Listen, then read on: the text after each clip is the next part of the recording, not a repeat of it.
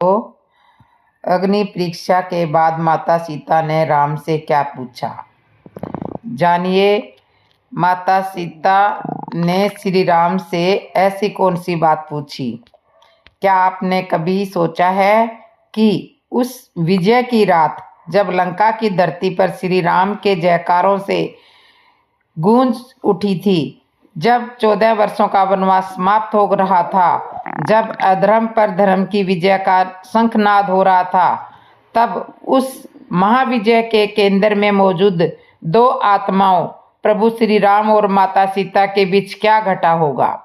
हम सब जानते हैं कि रावण का वध हुआ, विभीषण का राज तिलक हुआ और हनुमान जी माता सीता को अशोक वाटिका से सम्मान सहित लेने गए। पर क्या आप उस क्षण की कल्पना कर सकते हैं जब विरह की अग्नि में तपकर दो प्रेमी हृदय मिल रहे थे, लेकिन उनके बीच एक और अग्नि परीक्षा की दीवार खड़ी थी। यह कथा है उस अग्नि परीक्षा के बाद की, एक ऐसे संवाद की जो शायद ही कहीं विस्तार से कहा गया हो। यह उन 3 प्रश्नों की कहानी है जो माता सीता के मौन हृदय से उपजे, और जब प्रभु श्री राम ने उनका उत्तर दिया तो केवल मनुष्य ही नहीं बल्कि स्वर्ग में बैठे देवता भी कांप उठे थे। यह केवल एक कहानी नहीं बल्कि प्रेम, धर्म, कर्तव्य और विश्वास की सबसे बड़ी परीक्षा का एक ऐसा विश्लेषण है जो आपके हृदय को झकझोर देगा और आपकी आंखों को भक्ति और भावना से भर देगा। इस कथा के अंत तक बने रहिएगा, क्योंकि आज आप रामायण के उस पृष्ठ को महसूस करेंगे जिसे केवल पढ़ा नहीं जिया जाता है। कल्पना कीजिए उस संध्या की लंका का आकाश सिंदूरी हो रहा है। कल्पना कीजिए उस संध्या के लंका का आकाश सिंदूरी हो रहा है। युद्ध के घाव अभी ताजा हैं। वातावरण में विजय का उल्लास तो है, पर एक अजीब सी खामोशी भी है। एक प्रतीक्षा है जो युगों जितनी भारी है। वानर सेना, राक्षस गण, विभीषण, सुग्रीव, जामवंत, नल, नील और समय पवन पुत्र हनुमान, सबकी आंखें उस क्षण पर अटकी है जब जग जननी जानकी और मर्यादा पुरुषोत्तम श्री राम का मिलन होगा। वह मिलन जिसके लिए इतना रक्त बहा, इतनी आत्माओं ने बलिदान दिया, जिसके लिए समुद्र पर सेतु बंधा और जिसके लिए समय ईश्वर ने मनुष्य रूप में इतने कष्ट सहे।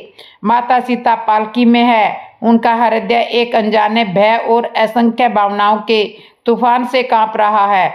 हर एक क्षण एक क्लब की भांति बीत रहा है। उन्हें समझ में नहीं आ रहा कि वे प्रसन्न हो या चिंतित हो। वे अपने राघव से मिलने जा रही है जिनके स्मरण मात्र से उनकी सांसें चलती थी, या वे एक ऐसे राजा से मिलने जा रही है जिनके लिए अब प्रजा की दृष्टि और राजधर्म सर्वप्रिय होगा। पालकी रुकती है, माता सीता नीचे उतरती है, उनके चरण लड़खड़ा रहे हैं। वे उदास तेजस्वी मुख को देखती हैं जिसे उन्होंने 14 वर्ष तक अपने हृदय में बसा कर रखा था, पर आज उस मुख पर स्वागत की कोमलता नहीं बल्कि एक कठोर, एक अव्यक्त पीड़ा और राजधर्म की गंभीरता थी। प्रभु श्री राम के वचन जो उन्होंने पूरी सभा के समक्ष कहे, वे किसी भी बाण से अधिक तीक्ष्ण थे। वे शब्द केवल सीता के कानों में नहीं बल्कि वहां उपस्थित हर एक प्राणी के हृदय में शूल की तरह चुभ गई। प्रभु ने कहा कि यह युद्ध उन्होंने अपने कुल के सम्मान के लिए लड़ा है, रावण द्वारा किए गए अपमान का प्रतिशोध लेने के लिए लड़ा था, न कि सीता को वापस लाने के लिए। उन्होंने कहा कि रावण के घर में रही स्त्री को वे स्वीकार नहीं कर सकते, क्योंकि इससे रघुकुल की कृति पर कलंक लगेगा। यह सुनते ही जैसे ब्रह्मांड एक क्षण के लिए ठहर गया। हनुमान जी की आंखों में जल भर आया। लक्ष्मण का मस्तक क्रोध से झुक गया। सुग्रीव और विभीषण अवाक रह गए और माता सीता ये तो जैसे पाषाण की मूर्ति बन गई।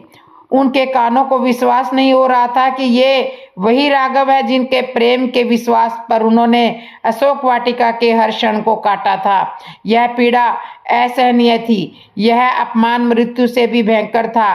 और तब उसी क्षण माता सीता ने अपने अस्तित्व का, अपने प्रेम का, अपनी आत्मा की पवित्रता का सबसे बड़ा प्रणाम देने का निर्णय लिया। उन्होंने लक्ष्मण को एक ऐसी आज्ञा दी जिसे सुनकर सभी संभा कांप उठी। लक्ष्मण, मेरे लिए चिता तैयार करो, मैं इस मिथ्या कलंक के साथ जीवित नहीं रहना चाहती।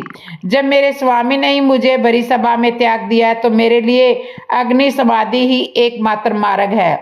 लक्ष्मण, जो अपनी मां समान भाभी पर एक शब्द भी नहीं सुन सकते थे, आज अपने ही भाई के मौन संकेत पर उन्होंने उनके लिए चिता तैयार कर दी। उनकी आत्मा रो रही थी, उनके हाथ कांप रहे थे, पर वे विवश थे। चिता धधक उठी, अग्नि की लपटें आकाश को छूने लगी, जैसे वे भी इस अन्याय पर क्रोधित हों। माता सीता ने उस धधकती चिता की परिक्रमा की। उन्होंने अपने मन में प्रभु श्री राम के उसी रूप का ध्यान किया जो उनके हृदय में बसता था, और यह कहते हुए कि यदि मेरा हृदय, मेरा मन, मेरा क्रम और मेरा वचन एक क्षण के लिए भी राघव से दूर न हुआ हो तो हे अग्निदेव, आप मेरी रक्षा करें। वे उस अग्नि में समा गई। एक पल के लिए सब शांत हो गया, हाहाकार मच गया। वानर सेना विलाप करने लगी। ऐसा लगा जैसे धर्म की ही चिता जल रही हो। पर तभी एक चमत्कार हुआ। अग्निदेव की लपटें शीतल हो गई, वे कमल की पंखड़ियों की तरह खिल उठी और समय अग्निदेव अपने साकार रूप में माता सीता को अपनी गोद में लेकर उस चिता से बाहर प्रकट हुए। माता सीता का तेज करोड़ों सूर्यों से भी अधिक तेज था। उनके वस्त्र वैसे ही थे, उनके पुष्प वैसे ही थे, अग्नि उन्हें स्पर्श तक नहीं कर पाई थी।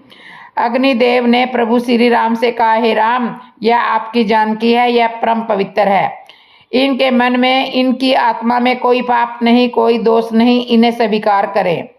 उस समय ब्रह्मा, शिव और सभी देवता प्रकट हुए और उन्होंने प्रभु श्री राम को उनके वास्तविक नारायण स्वरूप का स्मरण कराया और कहा कि यह लीला लोकापवाद के भय को शांत करने और अस्तित्व का एक महान आदर्श स्थापित करने के लिए आवश्यक थी। प्रभु श्री राम के मुख पर अब संतोष का भाव था। उन्होंने आगे बढ़कर माता सीता का हाथ थाम लिया।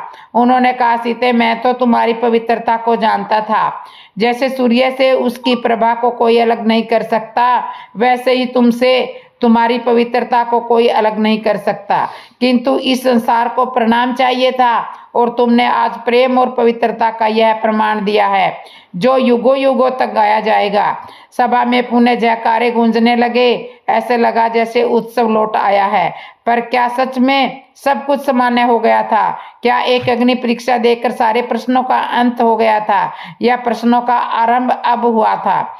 यही से यह कथा शुरू होती है जो धर्म ग्रंथों के अक्षरों में नहीं बल्कि भक्तों के हृदय में लिखी गई है। यह वह संवाद है जो उस स्वीकृति के बाद एकांत में माता सीता और प्रभु श्री राम के बीच हुआ होगा। ऐसा ज्ञानी जन और भक्तजन कल्पना करते हैं। यह कोई ऐतिहासिक तथ्य नहीं बल्कि एक गहरा आध्यात्मिक और भावनात्मक विश्लेषण है जो उस दिव्य युगल के रिश्ते की परतों को खोलता है। अब सब शांत हो गया। जब विजय का उत्सव अपने चरम पर था, तब माता सीता ने प्रभु श्री राम की आंखों में देखा, उन आंखों में जहां वे अपना ब्रह्मांड देखती थी, और उनके हृदय से जो अब भी उस परीक्षा की पीड़ा से आहत था। 3 प्रश्न उठे। ये प्रश्न शिकायत के नहीं थे, ये विद्रोह के नहीं थे, ये प्रश्न थे एक भगत के अपने भगवान से, एक पत्नी के अपने पति से, एक आत्मा के अपनी परमात्मा से। ये प्रश्न इतने गहरे, इतने सच्चे और इतने मामरिक थे कि जब प्रभु श्री राम ने इनका उत्तर देना आरंभ किया तो कहते हैं कि केवल अयोध्या या लंका ही नहीं, देवलोक में बैठे देवता भी कांप उठे, क्योंकि उन उत्तरों में केवल राज धर्म की व्यवस्था नहीं बल्कि एक ईश्वर के मानव रूप में भोगी गई पीड़ा का वह सच था जिसे कोई समझ नहीं पाया था। मित्रों, यह कथा वह बिंदु है जहां तर्क और भावना का मिलन होता है, जहां हम उस दिव्य लीला के मर्म को समझने का प्रयास करते हैं। यदि आप इस क्षण की गंभीरता को, माता सीता की पीड़ा को और प्रभु श्री राम की विवस्था को अनुभव कर पा रहे हैं तो एक क्षण रुककर इस प्रयास को अपना समर्थन दें। इस वीडियो को लाइक करें और हमारे चैनल को सब्सक्राइब करें ताकि हम साथ मिलकर सनातन धर्म की ऐसी गहरी और अनकही कहानियों की यात्रा पर चलते रहे। अब ध्यान से सुनिए वह पहला प्रश्न जो माता सीता ने पूछा। माता सीता ने अत्यंत शांत और शिथिल स्वर में, जिसमें पीड़ा की एक महीन धारा बह रही थी, अपना पहला प्रश्न पूछा। हे मेरे स्वामी, हे मेरे अंतर्यामी, आप तो त्रिकालदर्शी है। आप सृष्टि के कण कण के ज्ञाता हैं। आप मेरे मन के उस प्रत्येक विचार को भी जानते हो जो कभी मेरे होठों पर ही नहीं आया। आप जानते थे कि मैंने हर श्वास में केवल आपका ही नाम लिया है। आप जानते थे कि शोक वाटिका में हर क्षण मैंने केवल आपके ही चरणों का ध्यान किया है। फिर हे नाथ, इस संसार को प्रमाण देने के लिए, इस लोक को संतुष्ट करने के लिए आपने मेरे प्रेम, मेरी भक्ति और मेरी पवित्रता को अग्नि की ज्वालाओं के हवाले क्यों कर दिया? क्या आपका विश्वास, मेरे राघव का मेरे प्रति विश्वास इस संसार के अविश्वास से इतना छोटा था कि उसे एक सार्वजनिक परीक्षा की आवश्यकता पड़ी? क्या मेरे लिए आपका विश्वास पर्याप्त नहीं था? यह प्रश्न सुनकर एक क्षण के लिए सन्नाटा हो गया। यह केवल एक पत्नी का प्रश्न नहीं था, यह हर उस आत्मा का प्रश्न था जो समाज की नजरों में खुद को सही साबित करते करते थक जाती है। यह प्रश्न सुनकर प्रभु श्री राम की आंखें भी करुणा से भर आई। उन्होंने सीता का हाथ अपने हाथों में लिया और जो उत्तर उन्होंने दिया उसने देवताओं को भी कंपा दिया।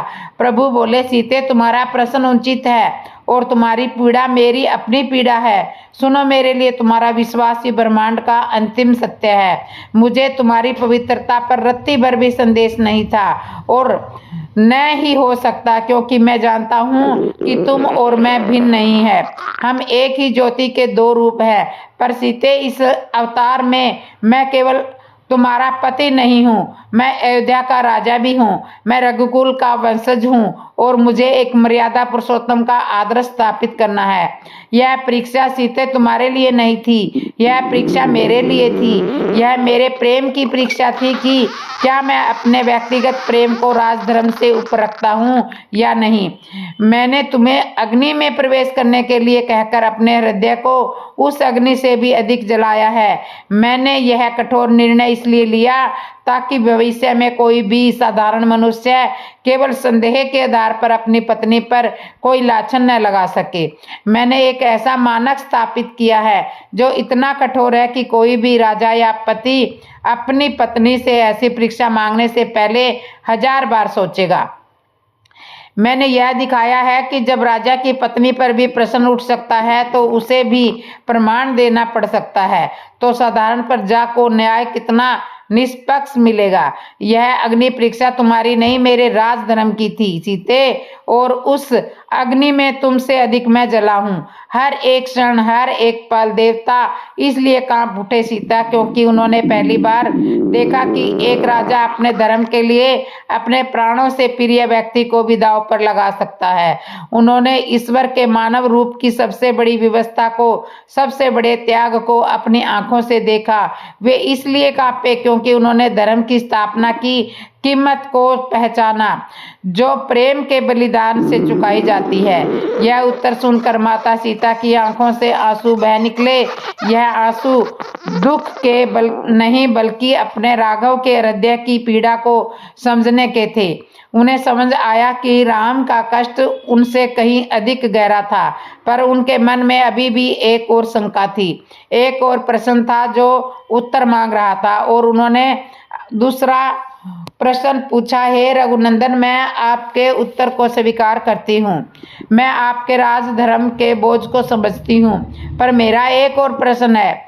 यदि मेरे चरित्र पर लंका में रहने के कारण भविष्य में प्रश्न उठना ही था, यदि लोकापवाद का भय इतना ही था, तो फिर इस महाविनाशकारी युद्ध का प्रयोजन ही क्या था? इस युद्ध में असंख्य वानर मारे गए, राक्षस कुल का विनाश हुआ, समुद्र पर सेतु बना, प्रकृति का संतुलन बिगड़ा। इतना सब कुछ किस लिए?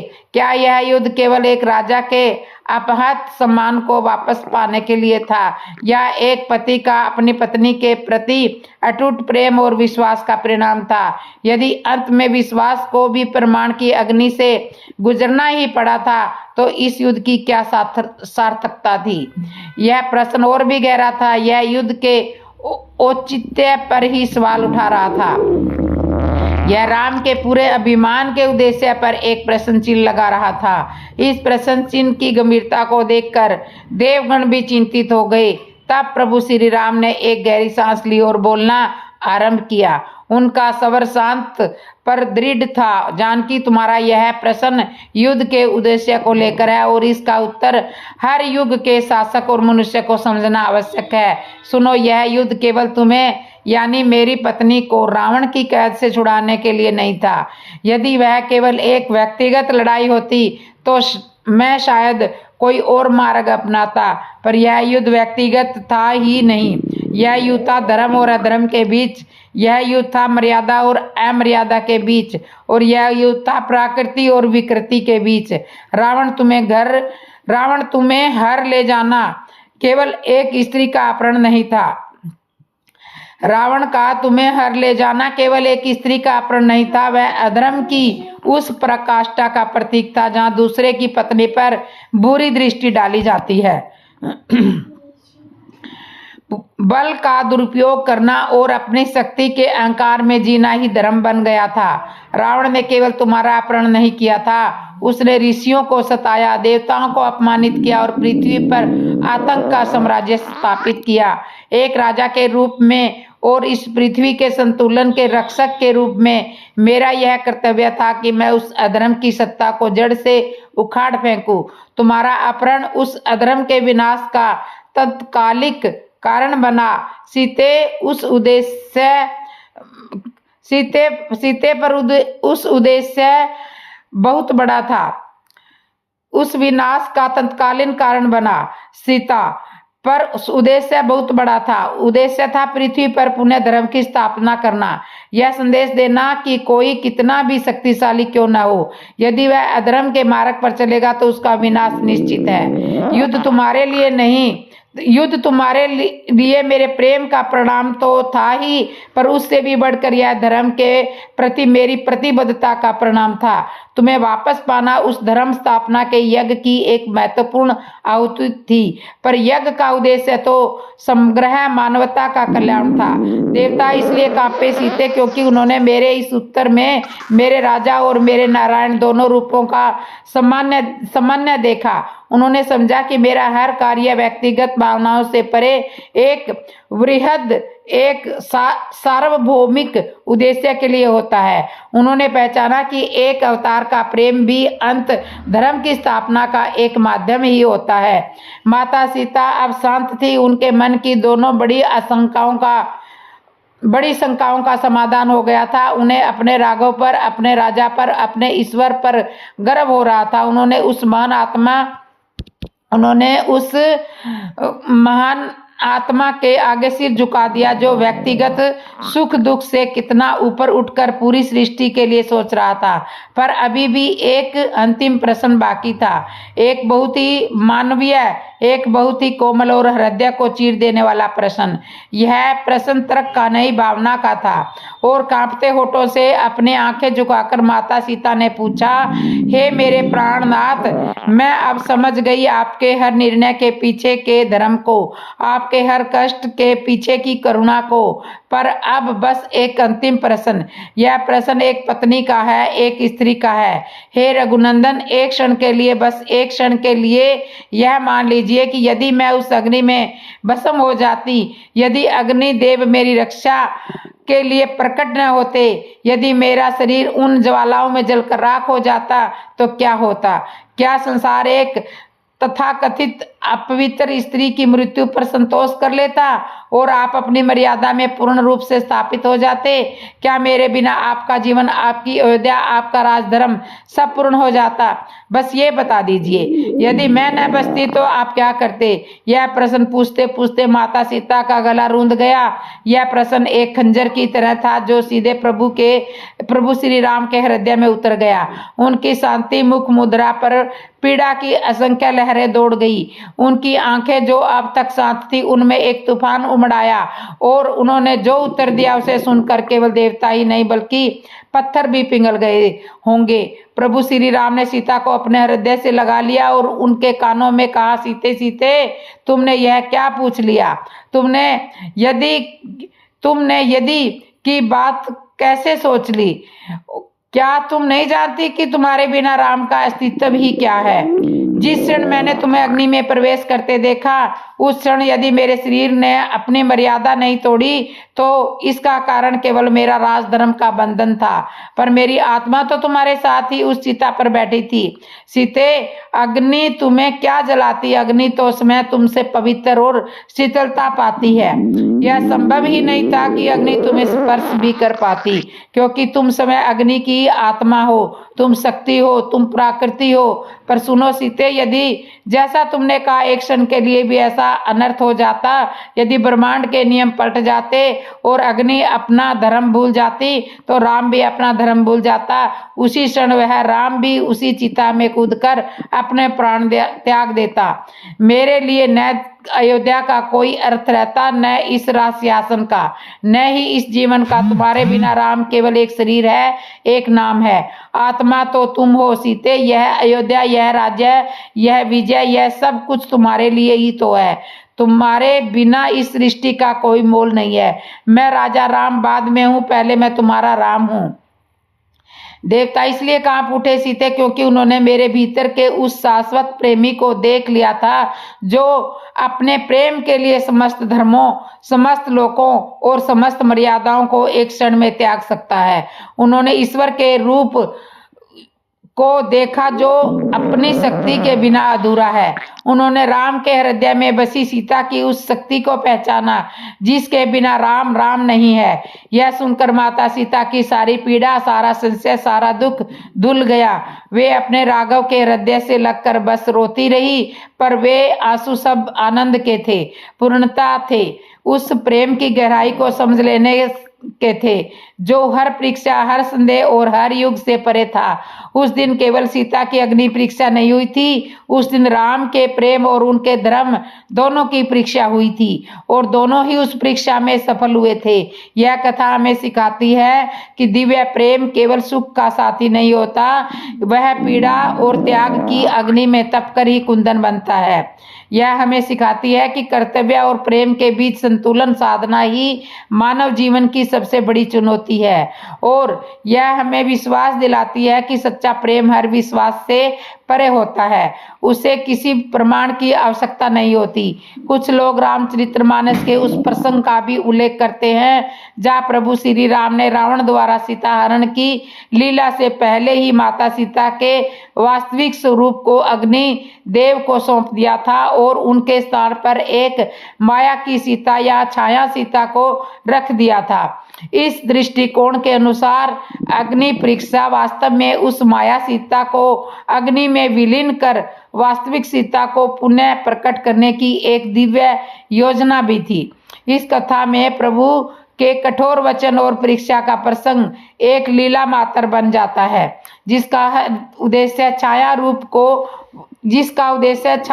को वापस लेकर वास्तविक तत्व को प्रकट करना है। यह विश्लेषण प्रभु राम को किसी भी प्रकार के संदेह या कठोरता के आरोप से मुक्त करता है और पूरी घटना को एक रहस्यमयी और सुंदर दिव्य नाटक के रूप में प्रस्तुत करता है।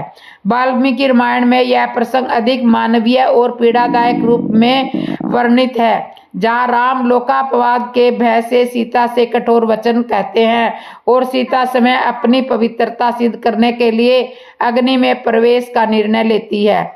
दोनों ही कथाओं का सार एक ही है, सीता की पवित्रता और राम का उनके प्रति अगाध प्रेम, भले ही उसे व्यक्त करने का मार्ग भिन्न हो। यह 3 प्रश्नों की कथा, भले ही यह किसी मूल ग्रंथ में शब्दार्थ न मिले, यह हमें उस महान गाथा के मनोवैज्ञानिक और आध्यात्मिक पहलुओं पर चिंतन करने का अवसर देती है।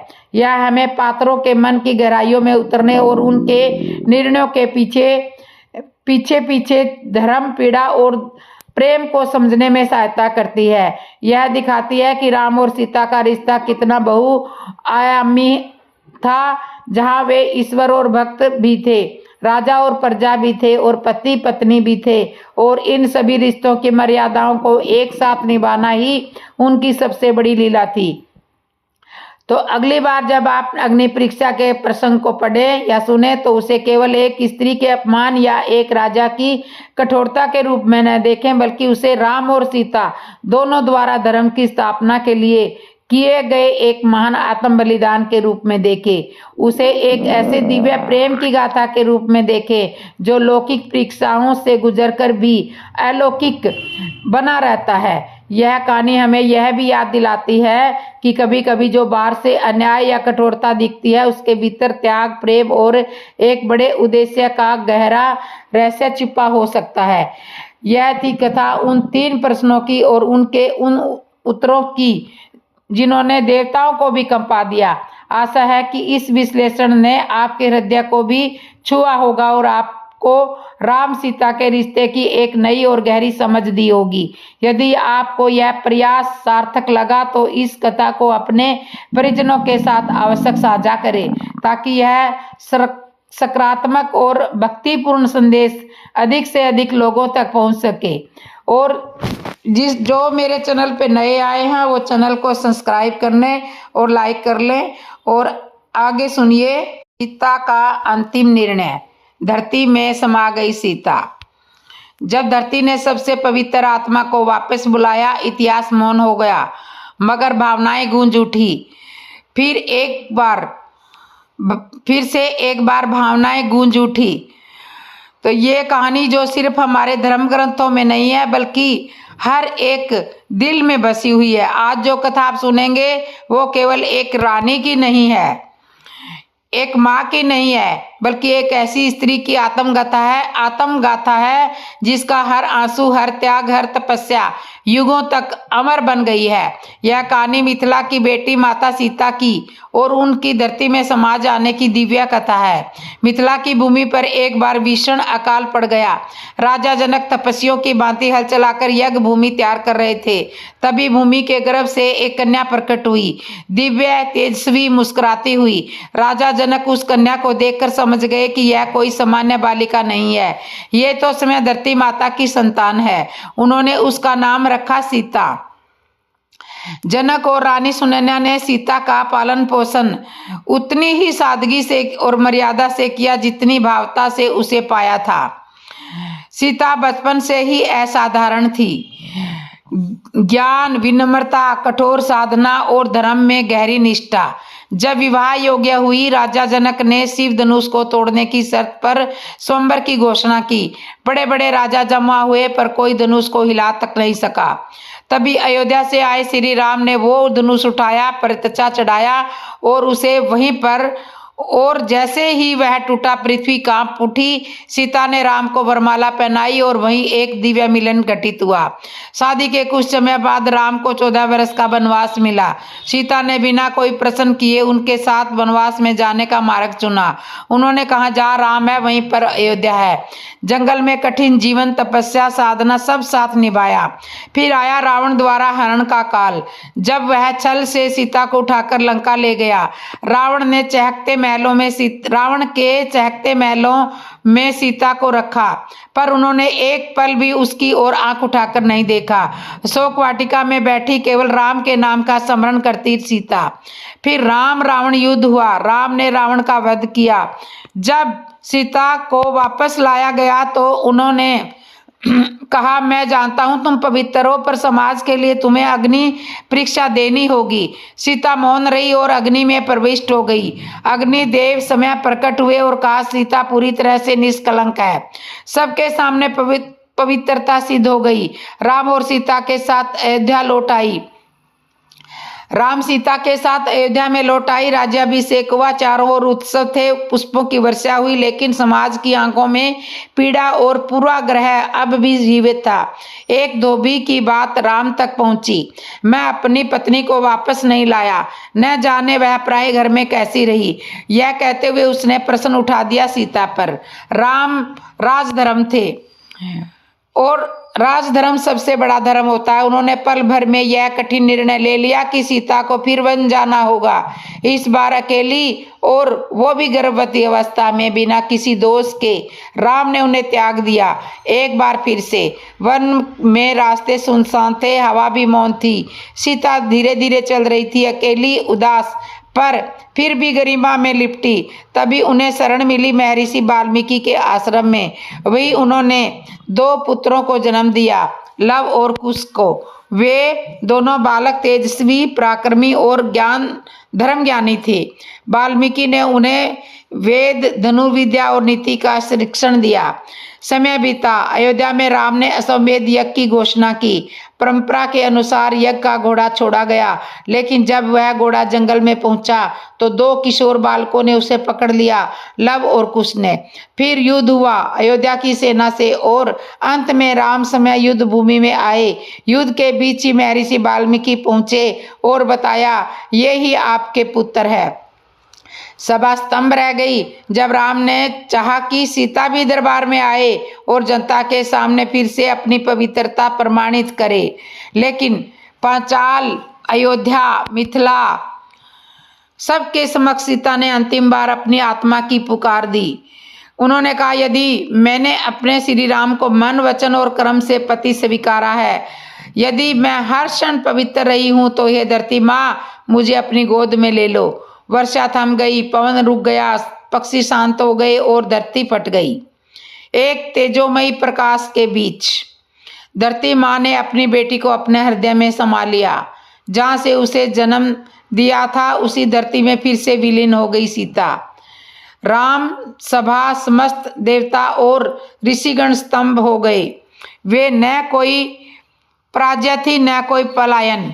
यह था एक स्त्री का आत्मविश्वास की आखिरी घोषणा। सीता का पृथ्वी में समा जाना सिर्फ एक घटना नहीं, एक युग का समापन था। उन्होंने अपना सारा जीवन प्रेम, समर्पण और मर्यादा के लिए अर्पित कर दिया। पर जब आत्मा पर बार बार प्रश्न उठे तो उन्होंने बता दिया कि स्त्री की पवित्रता का कोई निर्णय समाज नहीं, प्रकृति करती है।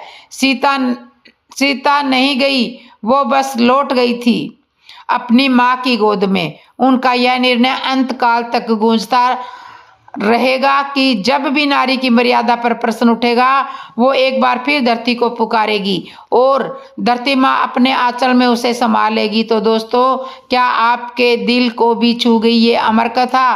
क्या सीता का त्याग, उनका बलिदान और उनका साहस आपको भी विचलित कर गया है? तो इस वीडियो को लाइक जरूर कर दीजिए और कमेंट में बताइए कि आपको उनकी किस बात ने सबसे ज्यादा प्रभावित किया है। इस पावन कथा को शेयर करें साधुजनों, माता बहनों और नई पीढ़ी के साथ। और अब भी नारी को परखना चाहते हैं और हाँ, किमी वर्मा चैनल को सब्सक्राइब जरूर कर लीजिए। कमेंट में जय श्री राम जरूर बोल दीजिए। जय श्री राम दोस्तों, जय श्री राम।